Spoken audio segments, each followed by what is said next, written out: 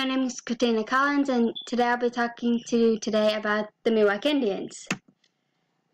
First, let me give you a brief history of the Miwok Indians. In the 1800s, the Spanish raided Miwok villages, forcing them to be slaves in the Franciscan mission at San Jose. Between the years 1833 and 1838, diseases like cholera, malaria, and smallpox killed many Miwok Indians. In 1840, John Sutter established Sutter's Fort, and in 1848, gold was discovered at Sutter's timber mill, sparking the gold rush. Also in 1848, settlers and prospectors bring more diseases, conflict, and massacres to the Miwok Indians. They also forced the Miwok Indians off their land and into working in the mines. In 1850, Major James D. Savage led the Mariposa Indian War against Chief Tenaya, being the Miwok's final act of resistance against white oppression. In 1851, the Miwoks and the whites agreed on treaties that reserved land for the Miwok Indians, but the treaties were never upheld. In 1856, the U.S. government rounded the Miwok Indians up and forced them on to the Mendocino and Round Valley reservations. In 1870, the Bone Marrow and the Earth Lodge religions was a revitalization of the Miwok people's religion.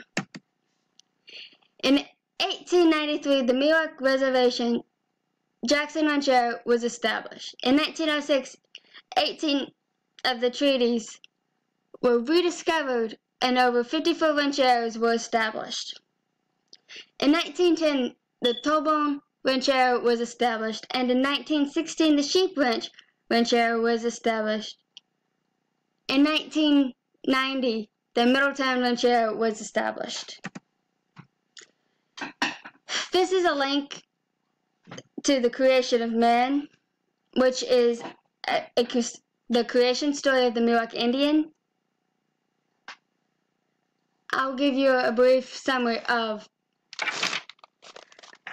a boy named Wick decided one day to go visit his father Moloch and his grandfather Oleg on Mount Diablo. Wick asked his father how to make Indian people, which he called Miwok, and have them in the country. Moloch replied that he didn't know how, so he said, "Go ask your grandfather." So Wick went and asked his grandfather, and his grandfather said, "If you want to do this, I will think about it." And Wick said that he wants to see it done, so Oleg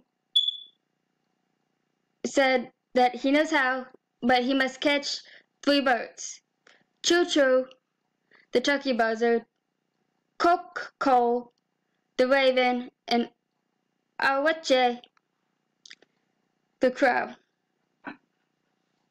In order to do this, Olete had to go lay in a field to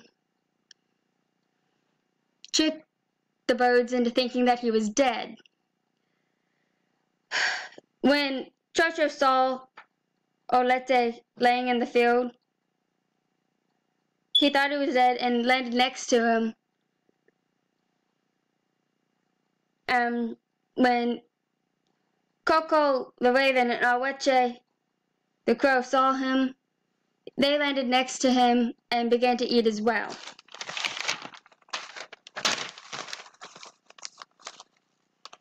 Olete then jumped up and captured the birds and called Wick back to pluck all the feathers and take them home. Wick then asked what they were going to do with the feathers, and Oleg said that they were going to make people. The next morning, Olete and Wick took the feathers and traveled all over the country, picking places where they were going to have the Indian people. They placed 3 feathers in each place, one for the Chaka, which is the chief, one for the Miyam, which is the head woman or the woman chief, and one for the Shula, which is the poor people. The following day, the feathers stood up and became the Miwok, or the Indian people. And after all this happened, Olete said to Wekwek that they were going to have to turn into animals. Olete, being a coyote man, turned into a coyote, and Wekwek turned into the falcon. The religion of the Miwok Indians had many aspects to it. They had special ceremonies that gave thanks to their spirits. They believed that everything had a spiritual power: plants, animals, rocks, trees, mountains, etc., etc. Because of this belief, they only took what they needed and was never wasteful. They believed wholeheartedly that the animals were their ancestors and worshipped them as such. They performed dances in their honor by imitating how they moved and interacted with each other. The coyote was honored as the wisest, funniest, and trickiest forefather. The coyote was also known as the creator of all Miwok Indians.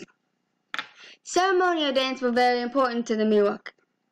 They held these dances for many reasons: giving thanks for the acorn harvest, good weather, war victories, marriage, cures for the sick, death, etc., etc. These ceremonial dances lasted from anywhere from a few days to a full week. The men and women of the Miwok Indians wore costumes to their ceremonial dance. They painted their faces, their bodies red and black. They wore headbands that were woven with beads, shells, and grass and feathers. To the right, you'll see pictures of men and women Miwok Indians in their traditional costumes.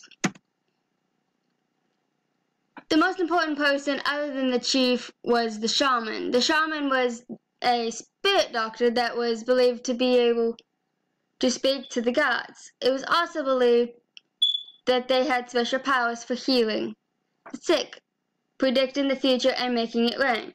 Miwok Indians believed that the shaman were able to do this by having dreams and doing dances and chants. They also used charms and plants to heal people. They believed that sucking a body part would remove the pain completely. Miwok lived in two different types of houses. In the summer, they built teepees out of cedar bark, and in the winter, they built winter pit houses out of cedar bark and dirt, moss, leaves, whatever they can find. For their art, they typically made baskets, which were always really beautiful. They made them out of grass, sage, twine, whatever they could find. For food, the Miwok Indians ground acorns into meal on grinding rocks. They ate venison, black bear, elk, fowl, small game, fish, walnuts, and berries. For weapons, they made spears, slings, knives, bows, arrows, and clubs. I actually have with me a stone that was used to grind acorns on a grinding rock, like you see on the right. This weighs about 15 to 20 pounds, and my grandmother found it in California when she lived there.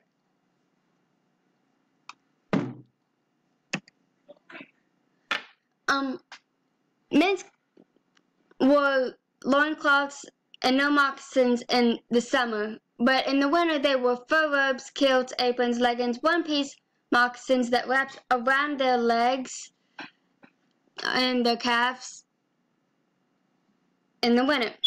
Women wore front and back aprons and no moccasins in the summer, one-piece moccasins in the winter. Men hunted and held power and leadership. The Chacha, or the chief, mediated disagreements, provided advice, and was the representative and leader when encountering outsiders. The women harvested and gathered and prepared food. The man, or the woman chief, was responsible for choosing when the correct time for dances and ceremonies were. She also headed the women dance house. Both men and women could be shaman. The Miwok Indians lived in villages that rarely interacted with each other. Each village had a chief. Each chief was usually hereditary from father to son, but could be selected from the most powerful warrior in the tribe if the chief did not have a son but only had daughters. Adultery was punishable by death, castigating the woman, or abandonment of the woman. Murdering the woman for adultery was not ever punished and was usually overlooked. The Miwok language is a Pentuan language. It has 4 distinct dialects: Plains, Amador, Tomaloon, and Mariposa. 2 ways to designate the Miwok people to a dialect. First, you can name a compound for a cardinal direction. And second, you can use a local name for the Miwoks. Miwok tribal literature. I chose Greg Saris as my author for the Miwok. His grandmother was half Miwok, half Los El Palmo Indian. He authored many books, including Grand Avenue, Keeping Slow Woman Alive, a holistic approach to American Indian text, Mabel McKay, Weaving the Dream, The Sound of Rattles and Clappers, a collection of New California Indian writings, and Watermelon Nights. These are a few that I found. Mabel McKay, Weaving the Dream, was the book I chose. When Mabel was 7 years old, she was sickly. The spirit taught Mabel to make baskets. The spirit led her to a cave where a woman was grinding poison on a rock. She grew up to be a strong, healthy woman. A man named Jake gave Daisy money for Mabel's hand in marriage. When he left Suffolk Bank, where they lived, to Yukai, Mabel went with him. When he left Suffolk Bank to Yukai, he became possessive of her and would not allow her to doctor anyone.